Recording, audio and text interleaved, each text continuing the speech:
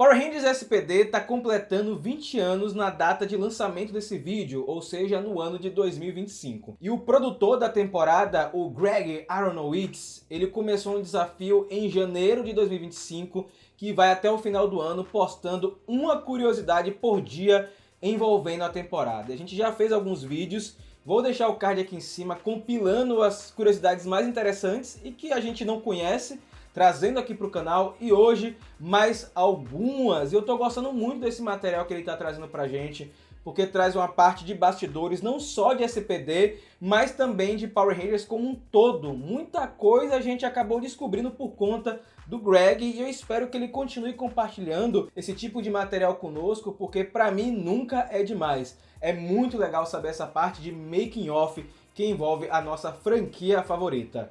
Olá, Nação Ranger, tudo bem com vocês? Mais um vídeo de SPD, temporada maravilhosa, temporada incrível, cheirosa, que muita gente gosta, que foi lançada originalmente em 2005, temporada produzida pela Disney na época e que deixou saudades. Eu gosto muito de SPD, todo o material que sai nos quadrinhos eu fico muito contente, porque eu acho que é uma temporada muito rica e que tem muito a ser explorada ainda. Então, Boom Studios, Hasbro, quem quer que seja, por favor, dá uma olhadinha para SPD e faz coisa pra gente, porque vale muito a pena. Aliás, se você está chegando aqui no Mega Power Brasil, quer acompanhar as novidades de Power Rangers, seja nos quadrinhos, séries, jogos, RPG, enfim, fica aqui conosco, se inscreve no canal, ativa o sininho das notificações, que é o famoso Power Sino, e se você gostou do nosso conteúdo, deixa o like, deixa o gostei, porque ajuda a propagar o nosso conteúdo e de quebra você protege o universo, porque o like ele destrói um boneco de massa. E a primeira curiosidade do vídeo de hoje, ela vem lá do Japão, da Toei. Se você achava que a Toei ela tinha algum tipo de cuidado a mais com os trajes de monstros das séries dela, Super Sentai, você está um pouco enganado. O Greg ele comenta que os materiais que chegavam do Japão, lá da série Deca Ranger, que serviu como base para Power Rangers SPD, esses monstros eles chegavam em um estado um pouco complicado, porque eles precisavam aproveitar essas fantasias na temporada, até porque SPD utiliza muita cena original feita pela própria Disney. Eles pouco utilizam cenas que vêm lá do Japão, então eles precisavam dessas fantasias. Então ele comenta que esses trajes sofreram bastante, foram rasgados, danificados e gastos durante as cenas de luta, sem mencionar que ficaram cheios de suor dos artistas que ultrapassaram seus limites o dia todo. Então todos esses trajes de monstros, eles precisavam ser torcidos, limpos, secos, recolados, recosturados, pintados e prontos para serem usados no dia de gravação. Então o Greg e o Mark, que cuidava com ele dessa parte dos monstros, tiveram bastante trabalho em recuperar as fantasias que vinham do Japão. A Disney trouxe vários elementos em SPD, e um desses elementos que fez com que o Greg fosse admitido como produtor executivo é que ela queria que a temporada tivesse uma cara de quadrinhos, de HQs, e o Greg já havia trabalhado em outros filmes de super-heróis dos quadrinhos, então meio que isso ajudou muito a ele ser contratado pela empresa. E aí o Greg ele pensou o seguinte: substituir aqueles cortes secos de transição de cenas que a gente viu nas temporadas anteriores por transições de quadrinhos. A gente viu isso nos primeiros episódios principalmente. Ele comenta que hoje em dia você consegue fazer isso facilmente, em um celular, em um tablet, enfim, usando algum programa, mas na época era um processo muito trabalhoso. Ele apresentou essa ideia para a Disney, eles gostaram bastante, só que era muito caro para fazer isso naquele ano. Então a gente viu isso principalmente nos primeiros episódios e depois de um episódio aqui e ali. Eles utilizavam muito isso nas cenas de combate. Não sei se vocês lembram, na batalha do Esquadrão B contra o Esquadrão A, tem essa parte de quadrinhos. Eu gosto muito dessa pegada e seria legal se tivesse sido mais empregado ao longo de SPD, mas por ser algo diferente que não havia sido utilizado em outras temporadas, eu curti bastante. E agora uma parte triste. SPD, como vocês sabem, é uma temporada onde nós temos muitos alienígenas vivendo na Terra, principalmente em New Tech City. Então a gente vê alienígena comendo alguma coisa ali, um alienígena de fundo, uma criança, etc. Tem muitos alienígenas. Então eles precisaram, na época, criar vários trajes, várias maquiagens, várias props, acessórios. E muitos desses acessórios vieram de outras temporadas. Eu lembro que quando eu assisti a SPD eu falava, nossa, aquela mão parece de tal monstro, aquela cara parece de outro monstro.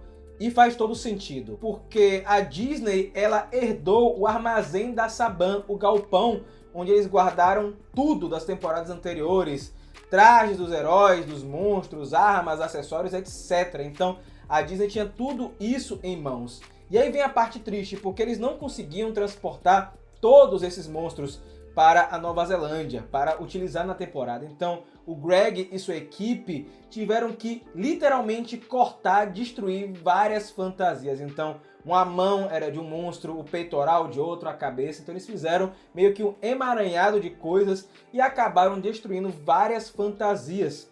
E o próprio Greg, ele comentou isso no post que, nossa, machucava muito o coração dele, mas era o que eles tinham para utilizar, porque senão não poderiam fazer essa parte imersiva da temporada com vários alienígenas em SPD. Essa é legal, parece uma curiosidade um pouco mais simples, mas eu gostei. O Greg, ele comenta que muitas armas e acessórios de SPD teriam nomes diferentes. E isso é muito comum, né, galera? A gente comenta aqui no canal que muito da parte conceitual que a gente vê em uma criação de uma série ou de um filme é modificado até chegar no produto final, é refinado. Então muita coisa que estava no conceito inicial acaba não chegando no produto que a gente vê lá na TV. E isso aconteceu com a SPD. Ele trouxe alguns nomes, na verdade, de armas e acessórios que seriam outra coisa. Por exemplo, o morfador de SPD iria se chamar morfador espacial. O Blaster iria ser o Quasar Blaster, né? Meio que uma referência à Galáxia Perdida. E o sabre do Kruger teria outro nome, galera. Seria a Alma de Sirius. Sirius é o planeta natal do Kruger. Nossa, esse nome pra mim é iradíssimo e eu acho que é muito melhor do que o nome que ficou, né? Que, se não me engano, a espada sombra em inglês é Shadow Saber. Eu gostei muito dessa pegada aí de fazer referência ao planeta natal do Kruger, né? Até porque essa história dele permeia bastante durante a temporada, tem um impacto, então seria muito legal se ele tivesse mantido, mas os nomes que ficaram também são legais, né? São mais fáceis, inclusive, de serem pronunciados pelas crianças, que é o público-alvo de Power Rangers. Essa curiosidade é muito legal, eu não lembrava dela, ou melhor, eu acho que eu nem sabia dessa curiosidade.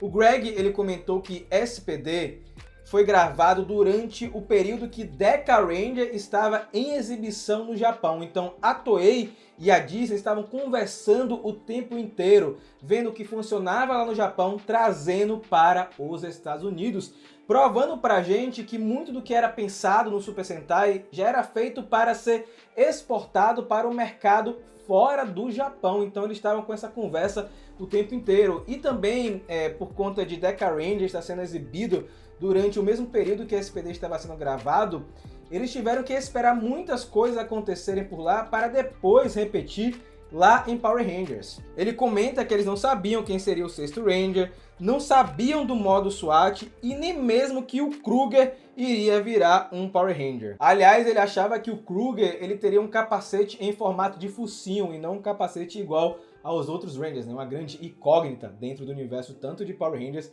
quanto de Super Sentai, se eu não me engano.